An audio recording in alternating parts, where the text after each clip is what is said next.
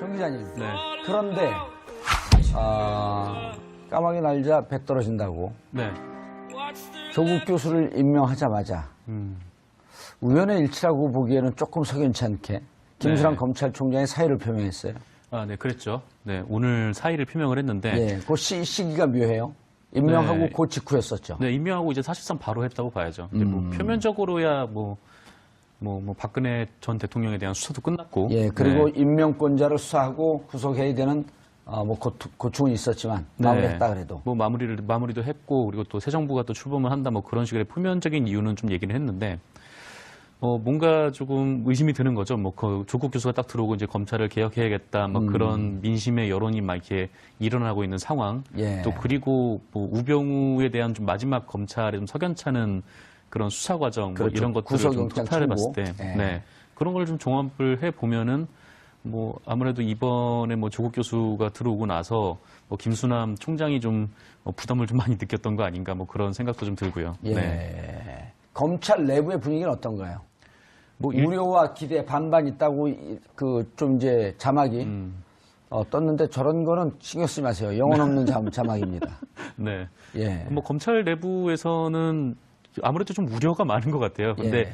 뭐 대놓고는 그냥 뭐 괜찮다는 식으로 좀 쿨하게 받아들이는 것 같은데. 검찰도 세대 분리가 좀 돼 있지 않을까요? 상층부는 좀 불편해하고 네. 오히려 그 부장검사 아래 수사검사 그러니까 지난번에도 우병우 영장 청구에 대해서 불만을 많이 갖고 있었던 그러니까 저렇게 해서 안 된다. 네. 개인 비리까지 쳐야 된다. 이렇게 주장하고 있었던 수사검사들이 있었거든요. 있었죠. 뭐 검찰 안에서도 뭐 이제 뭐 훌륭한 검사들이 예. 많기도 하고요. 근데 뭐 어쨌거나 뭐 검찰 내부에서는 뭐 일단 뭐 민정수석이라는 자리가 아까 교수님께서 말씀하셨듯이 뭐 검찰 하나만을 좌우하는 그런 자리도 아닌데다가 네, 또 검찰을 또 좌지우지할 수 있는 또 그런 것도 아니고 또 뭐 또 한편으로는 일단 뭐 법무부 장관이 아직 미정인 상태니까 뭐 민정수석이 뭐 조국 교수가 뭐 됐지만 뭐 일단 법무부 장관까지 봐야 되지 않겠냐 뭐 이런 식으로 좀 약간 좀 쿨하게 넘어가려고 하는 그리고 검찰총장까지 또 봐야 되는 거고요. 네, 뭐 차기 검찰총장이 뭐 누가 되는지도 아마 관심사겠죠. 뭐. 예, 알겠습니다. 네. 이재하 변호사님, 예. 결국 검찰 개혁은요 민정수석 혼자 하는 게 아니지 않습니까? 그렇죠. 정권적 차원에서 하는 건데 그럼 그 이후에 후속 인사가 인선이 단행이 돼야 되는데 법무장관이 누가 갈 것이냐, 예. 또 검찰총장 누가 갈 것이냐, 그리고 검찰총장이 예를 들어서 예. 특검 멤버 중에 한 분 정도가 검찰총장에 가면 검찰 개혁이 필요하다라는 쪽으로 드라이브가 걸리는 거거든요. 네. 어떻게 보세요? 저는 그 김수남 검찰총장이 그 자진 사의표에 하는 것은 길을 터주겠다. 저항이 아니고 길을 터주겠다는. 저항하는 척 길을 터준 건가요? 왜냐하면 이 말하자면 검찰의 정치화의 마지막 검찰총장이라는 걸 스스로도 알고 있거든요. 이른바 이제 우병우 사건에 직간접적으로 본인도 약간 당당하지 못했다는 걸 본인이 스스로 잘 알고 예. 있거든요. 길을 터주겠다는 것이고, 민정수석은 직접 그 행위를 하지 않을 겁니다. 판단을 해서 대통령에 보고를 하고 대통령이 결단하는데 실질적으로 핵심적인 참모 역할을 그렇죠. 할 거거든요. 원래 수석이 비서실 아래 참모 역할들이니까. 그렇죠. 저는 이제 법무부 장관과 검찰총장은 대통령의 의지에 맞는 그런 인선이 될 거로 지금 믿고 있습니다. 그러니까 종전에는 정치인 출신들이 그 법무부 장관이 되고 예. 검찰 내부에서 검찰총장이 이렇게 되는 형태로 임명이 됐었는데 저는 이번에는 꼭 그런 루틴대로는 가지 않을 수도 있겠다. 외부에서 임명할 수도 있겠다. 그렇습니다. 뭘 알고 있는데 눈초리인데 거기서 딱 멈춰버리네. 구체적으로 변호사님 좀 중요한 말씀하셨는데요. 예. 사실은 검찰 조직의 최고 탑은 검찰총장입니다. 예. 그러다 보면 총장은 아무래도 검찰 내부의 조직을 추스리기 위해서는 검찰 편을 들 수밖에 없어요. 오히려 법무부 장관이 굉장히 전 중요한 자리라고 보여지거든요. 예. 법무부 장관은 검찰뿐만 아니라 모든 관련된 기관을 총괄하기 때문에 오히려 법무부 장관을 상당히 개혁적이고 그다음에 검찰에 대해서 좀 내부적 알면서도 개혁적인 인물을 선임하는 것이 훨씬 더 검찰 개혁에 훨씬 더 좋은 방향이 아닐까 그렇게 생각합니다. 예. 임명되고 나서요, 기자들의 일문일답, 검찰 지휘 수사 질문에 대해서 아주 단호하게 답변을 했어요. 직접 봤습니다. 봤어요? TV로 봤습니다. 청와대 민정수석 춘추관에서 검찰이 막강한 권력을 제대로 사용해왔는가에 대해서 국민적 의문이 있다. 이렇게 얘기했단 말이에요. 네. 그러니까 기자들이 민정수석 수사 지휘권에 대해서 물었잖아요. 네. 그러니까 민정수석은 수사를 지휘해서는 안 된다. 단호하게 이야기해요. 한 문장으로 이야기했죠. 예. 민정수석은 그런 자리가 아니다. 그렇게 이야기를 하고 공수처를 공직자 비리 수사처를 신설하는 것 자체는 검찰을 죽이는 것이 아니라 살리는 길이다. 그렇죠. 비리나 이런 있을 것 같은 것을 미리 솎아내면 오히려 건강하게 다시 살아나는 거 아닌가요? 95%의 검사들이 사실은 밤낮을 가리지 않고 열심히 수사하고 있는데 몇 프로의 수뇌부에서 정치 검사들 때문에 검찰이 오명을 쓰고 있고요. 예. 그리고 그것 때문에 또 실질적으로 제대로 수사를 하려고 했는데도 할 수 안 되는 없는 분위기가 돼 있기 예. 때문에 공수처가 설치되어 있으면 신설되어지면 검찰이 법에 따라서 수사를 자유롭게 할 수가 있습니다. 그렇기 때문에 결국 장기적으로 보면 검찰도 살고 비리도 잡는 예. 일석이조의 효과를 누릴 수 있다는 거죠. 그러면 검찰도 좀 장기적으로 안목을 예. 좀 장기적으로 보면 개혁이 검찰이 살 길이라는 거 스스로 알 겁니다. 개혁이라고 하는 것은 몸에 있는 종양을 제거해내는 건데. 그렇죠. 그런데 그럼 궁금한 게, 네. 자, 박주민 의원이 네. 우병우 특검법을 지금 발의해 놓은 예. 상태예요. 예. 그 우병우 전 민정수석은 자신과 관련된 정강, 네. 처가집 관련된 수사가 시작되자 그때부터 그게 8월 13일, 15일로 기억하고 있는데 2016년 네. 그때부터 10월 26일 네. JTBC에서 태블릿 PC 보도가 나오는 그 약 한 2달 10일 동안 자그마치 1000통의 전화를 했다는 거 아닙니까? 검찰 네, 수뇌부가. 네, 네. 이런 것도 조사를 해야 되나요? 다 해야죠, 사실은. 그건 오비일학일 수가 없고요. 예. 특별감찰관이 우병우 수석의 수사 의뢰를 하자 하고 또 곧바로 우병우 전 수석이 검찰에 예. 특별감찰관 수사 의뢰를 한 시점에 집중적으로 전화가 이루어지죠. 전화가 이루어졌다는 것은 그냥 안부 전화가 아니라는 것은 일반인도 알 거거든요. 그런 게 일정한 검찰 수사 지휘에 대해서 관여한 거 아니에요? 그렇죠. 검찰 어떤 수사에 형태든 지금은 현재 특별수사팀들이 조사를 했다고 하는데 조사하는 신용만 한 걸로 보여지고요. 현재 죄가 있다고 단언하지 못하지만은 혐의가 있을 상당성이 있는 거예요. 개연성이 있기 그런데 때문에 이미 불구속 기소해버렸잖아요. 불구속 기소하더라도 확정 재판과 달리 기소했다고 다시 수사를 못하는 건 아니거든요. 이른바 일사부재료의 원칙은 판결에만 미치는 거, 확정 판결에만 미치는 거지. 수사는 공소시효가 남아있는 한 언제든지 다시 할 수 있습니다. 꽤 희망적 섞인 얘기를 하시네. 문제는 그 수사, 초동 수사를 허지부지해서 예. 증거가 얼마나 남아있는가가 관건이겠죠. 교수님. 특검의 얘기를 지금 다시 한번 이제 되돌아보면, 특검 기간이 종료가 되면서 2월 말이었나요? 날짜도 이제, 그렇죠. 2월 말이었었죠. 2월 말에 특검 기간 70일이 종료가 되면서 특수본 2기로 넘기면서 그때 박용수 특검이 뭐라 그러냐면 재청구하면 100% 단언적으로 그렇죠. 얘기했어요. 예. 100% 영장이 청구될 것이다. 그런데 안 됐단 말이에요. 안 됐죠. 그런데 이거를 다시 조사한다. 국민들의 감정법은 이미 여러 차례 조사를 했을 텐데 어떻게 보세요? 그 얘기는 이재명 변호사가 답을 주셨어요. 예. 이건 그 문제는 증거가 과연 얼마만큼 남아있느냐의 문제지. 그때도 이미 특검이 많이 증거를 넘기지 않았을까요? 아니, 청와대 압수수색을 못했기 때문에. 그러니까 앞으로 증거는 더 추가로 할 수 있는 부분이고, 예. 그래서 증거가 추가로 되면 얼마든지 다시 영장 청구가 될 부분이라 저는 믿어요. 근데 이제 제가 잠깐 다른 얘기를 잠깐 하나 해야 되는데, 자꾸 이제 우리나라 검찰 개혁의 핵심을 공수처 신설로 자꾸 이렇게 많은 분들이 그렇게 생각을 하고 계시는데, 저는 그게 좀 반대 의견이거든요. 검찰 개혁의 핵심은. 검찰 개혁의 핵심은 이제 공수처 신설이 아니다. 왜냐하면 이제 공수처 역시 검찰의 또 다른 형태를 하나 또 만든다는 것 뿐이에요. 저는 대한민국에 특검도 있어서는 안 된다고 봅니다.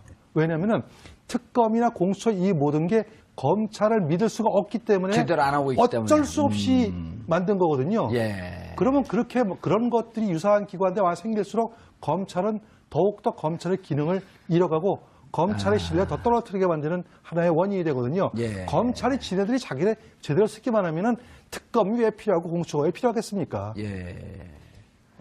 그 원론적인 부분은 이 교수님이 공감을 하는데 PD가 너무 이상적인 공감을 분석을 하는데 이렇게 얘기를 하는데 사실은 검찰이 제자리 잡기 위해는 시간이 거의 소요됩니다. 그렇기 때문에 현재 당시에 우리 국민들은 권력형 비리를 임기 초반에는 계속 못 하잖아요. 임기 후반에 가서나 이른바 하이에나의 속성을 갖고 있다는 거 아니에요. 예. 죽은 권력에게만 대들고 살아있는 권력에는 말하자면 충성하는 이런 수사기관은 당분간은 수사권, 검찰, 기소권이 분리되는 것도 상당히 시간이 소요되질 그렇죠. 것이고 예. 안착을 하려면 시간이 소요되지는데 그 전까지 권력형 비리를 놔둘 것이냐 이 문제이기 때문에 당장 공수처가 필요하다는 거죠. 한 거다. 자, 정 기자님. 네. 검찰 내부에서 이 검찰 개혁에 대해서 찬반이 있을 수가 있는데 네. 아까 이제 얘기했던 이게 사실은 검찰 개혁에 불을 붙인 핵심이 우병우 민정수석이었단 말이에요. 네. 그리고 우병우 민정수석과 소통하고 있었던 김순환 검찰총장, 그다음에 이영렬 중앙지검장, 그리고 이분들하고 전화 통화를 했으면서 일정 정도 자신과 관련된 혹은 국정농단과 관련된 것을 덮으려고 했던 시도가 네. 있을 수 있겠다. 네. 라고 하는 게 국민들이 아주 합당한 의혹 의혹이죠. 아니에요? 네. 그러면 그 내부에서 어떻게 보나요? 김수남 검찰총장도 수사의 대상에 오를 수 있다? 그 우병우 영장이 기각됐을 때 이문정 검사가 내부 인터넷망에 글을 올려가지고 어허. 네, 이거는 정말 뭐 큰 문제고 뭐 김순환 검찰총장을 포함해서 뭐 수뇌부도 뭐 어느 정도 이거에 대해서 의혹을 소명을 해야 된다 뭐 이런 말도 했었잖아요. 그래서 뭐 그것은 달리 조금 더 격하게 얘기하면 수사의 대상이 될 수도 있겠다. 네, 그렇죠. 그리고 뭐 특검이 이제 해체되기 직전에 이제 검찰로 수사 기록이 넘어가던 그 순간에 우병우와 관련해서 뭐 김순환 검찰총장이나 뭐 이영렬 뭐 서울지검장이나 이렇게 뭐 통화를 했던 정황까지 이제 공개를 예. 딱 하면서 뭔가 발을 딱 묶어놨는데 뭐 여지없이 이렇게 뭐 아까 이재하 변호사님이 뭐 산 권력에는 뭐 수구리다가 이제 죽은 권력에 달려드는 거 하이에나 같은 좀 수성이 있다고 말씀하셨는데 거기에 좀 덧붙여가지고 자기 식구에 대해서는 저렇게 네, 이렇게 그 크게 감싸 안고 이게 뭐 의혹도 덮고 아니면 더 나아가서 거기에 유착 가능성도 좀 있는 좀 그런 부분들을 좀 봤을 때 네. 아무래도 뭐 국민들이 그런 합리적인 의심을 할 수밖에 없는 예. 상황인 거죠. 거기까지는 제가 얘기한 거고요. 뭐 거기서 더 추가할 얘기 없습니다. 김수환 검찰총장에 대해서 네. 수사의 대상이 될 것이냐 말 것이냐. 수사를 해야 되지 않겠어요? 뭐 특검에서 일단 뭐 통화 정황까지 공개를 했고 예. 그리고 너무 수사 방향이 좀 이상했잖아요. 우병우 개인 비리도 수사하지 않았었고요. 예. 네. 알겠습니다. 그건 좀 제가 좀 보완을 하면 수사 대상 수사는 함부로 수사를 할 수는 없고요. 예, 증거가 나왔을 때. 수사의 단서가 나와야 수사를 하거든요. 수사의 단서도 없는데 수사를 하는 것은 직권 남용입니다. 근데 천통화를 했다는 것 자체는 그 유력한 수사의 단서입니다. 수사의 단서가 있으면 수사를 해야 됩니다. 할 수도 있고 안 할 수도 있는 것이 아니라 의무입니다. 재량이 0입니다. 그러니까 수사를 해야 되는 것이고 수사를 해서 그 범죄 혐의가 있다고 판단되지면 기소를 하는 것이고 다 소명을 충분하게 들어보니까 혐의점을 찾기 어렵다면 불구속으로 불기소를 하는 거죠. 예. 그런 현재 상태에서는 우리 이제 국민들도 이제 전문가가 다 됐어요. 예. 이거는 만약에 내가 거기에 있었으면 수사를 했을 텐데 이런 생각을 다 갖고 있거든요. 그렇죠. 그러면 수사를 해야 되는 겁니다. 대상이 누구 될까요? 김순환. 그다음에 이영렬. 안태근 국장, 검찰국장. 안태근 검찰국장. 국장. 예. 뭐 이영렬 검사. 그다음에 일기수사본부장 윤곽근 본부장. 윤곽근 본부장은 더군다나 윤곽근 본부장이 팀장으로 임명되는 그 과정에서 전화를 했기 때문에 당사자죠. 예, 당사자죠. 예. 예. 그러니까 결국은 우병우의 수사를 우병우가 진행하는 팀장이 수사를 하게끔 만든 것이 이게 사실은 국민적 의혹 아니겠습니까? 한쪽으로 이렇게 얘기했었잖아요. 그래갖고 우병우 자신이 자신의 수사를 한 그렇죠. 것이다. 우병우에 의한 우병우의 수사라는 걸 한 거죠. 아하. 말씀이 이렇게 과격하시니까 입각은 못할 것 같아요. 과격하지. 예, 일반 국민들의 입장을 대변하는 겁니다. 비주얼로 봐서는 입각 가능성이 있는데 말씀으로 봐서는 좀 아직 전화 불안하고. 없습니다.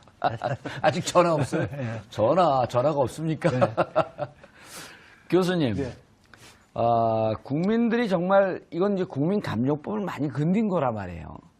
그리고 아까 이제 우리가 윤곽금 잠깐 얘기했는데 수사의 초동 단계인 통화 내역 확보하는 이게 가장 기본적인 수사의 초동 단계인데 그럼요. 그것도 전혀 하지 않았고 알고 보니 연수원 동기동창 19기 이런 등등을 보면 다시 그 우병우와 관련된 부분은 들여다봐야 된다라고 하는 국민적 공감도 있는 거로 보이는 거죠.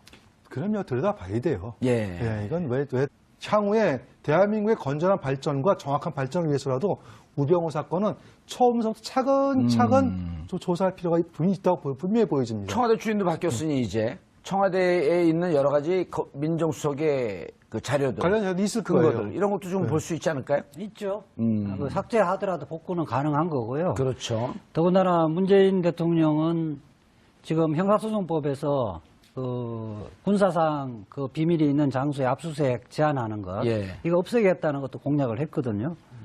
그런 입장이기 때문에 만약에 검찰이 압수수색을 하면 법률이 개정되기 전이라도 임의 협조로 해서 그 우병우와 관련된 범죄에 관련된 그 문건들이 나오면 다 협력하겠죠.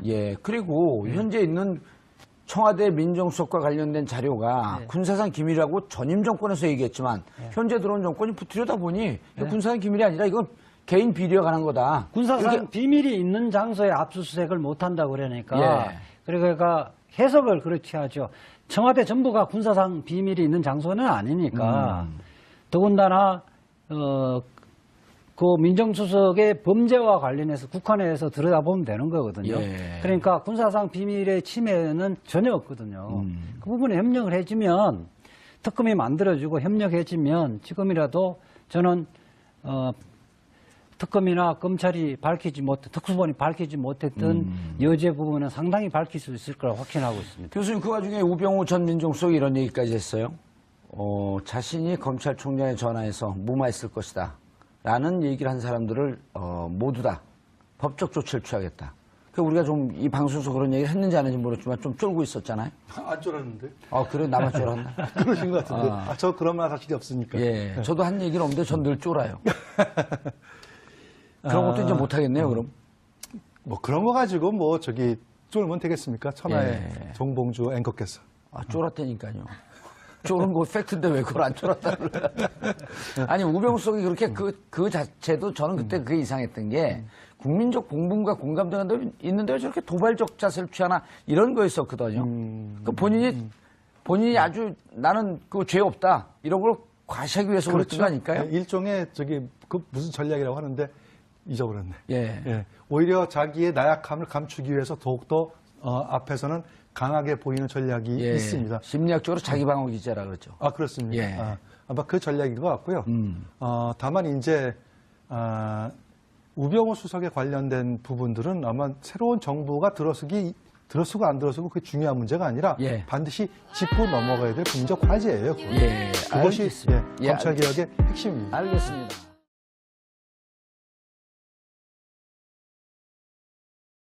정 기자님. 그런데 까마귀 날자 배 떨어진다고. 조국 교수를 임명하자마자 우연의 일치라고 보기에는 조금 석연치 않게 김수남 검찰총장이 사의를 표명했어요. 네, 그랬죠. 네, 오늘 사의를 표명을 했는데. 그 시기가 묘해요.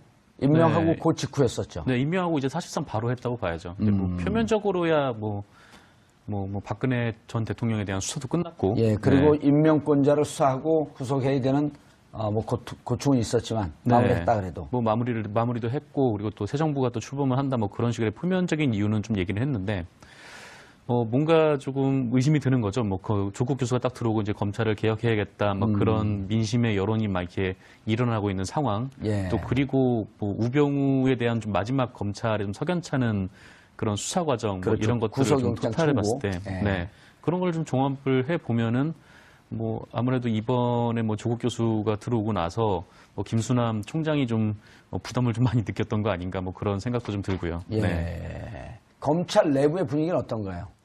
뭐 우려와 기대 반반 있다고 그 좀 이제 자막이 떴는데 저런 거는 신경 쓰지 마세요. 영혼 없는 자막입니다. 네. 예. 뭐 검찰 내부에서는 아무래도 좀 우려가 많은 것 같아요. 근데 예. 뭐 대놓고는 그냥 뭐 괜찮다는 식으로 좀 쿨하게 받아들이는 것 같은데 검찰도 세대 분리가 좀 돼 있지 않을까요? 상층부는 좀 불편해하고 네. 오히려 그 부장검사 아래 수사검사 그러니까 지난번에도 우병우 영장 청구에 대해서 불만을 많이 갖고 있었던 그러니까 저렇게 해서 안 된다. 네. 개인 비리까지 쳐야 된다. 이렇게 주장하고 있었던 수사검사들이 있었거든요. 있었죠. 뭐 검찰 안에서도 뭐 이제 뭐 훌륭한 검사들이 예. 많기도 하고요. 근데 뭐 어쨌거나 뭐 검찰 내부에서는 뭐 일단 뭐 민정수석이라는 자리가 아까 교수님께서 말씀하셨듯이 뭐 검찰 하나만을 좌우하는 그런 자리도 아닌데다가 네, 또 검찰을 또 좌지우지할 수 있는 또 그런 것도 아니고 또 뭐 또 한편으로는 일단 뭐 법무부 장관이 아직 미정인 상태니까 뭐 민정수석이 뭐 조국 교수가 뭐 됐지만 뭐 일단 법무부 장관까지 봐야 되지 않겠냐 뭐 이런 식으로 좀 약간 좀 쿨하게 넘어가려고 하는 그리고 검찰 관련된 기관을 통할하기 때문에 오히려 법무부 장관을 상당히 개혁적이고 그다음에 검찰에 대해서 좀 내부적 알면서도 개혁적인 인물을 선임하는 것이 훨씬 더 검찰 개혁에 훨씬 더 더 좋은 방향이 아닐까 그렇게 생각합니다. 예. 임명되고 나서요 기자들의 일문일답 검찰 지휘 수사 질문에 대해서 아주 단호하게 답변했어요. 네, 직접 봤습니다. 봤어요? TV로 봤습니다. 오, 청와대 민정수석 춘추관에서 검찰이 막강한 권력을 제대로 사용해왔는가에 대해서 국민적 의문이 있다. 이렇게 얘기했단 말이에요. 네. 그러니까 기자들이 민정수석 수사 지휘권에 대해서 물었잖아요. 네. 그러니까 민정수석은 수사를 지휘해서는 안 된다. 단호하게 이야기해요. 한 문장으로 이야기했죠. 예. 민정수석은 그런 자리가 아니다.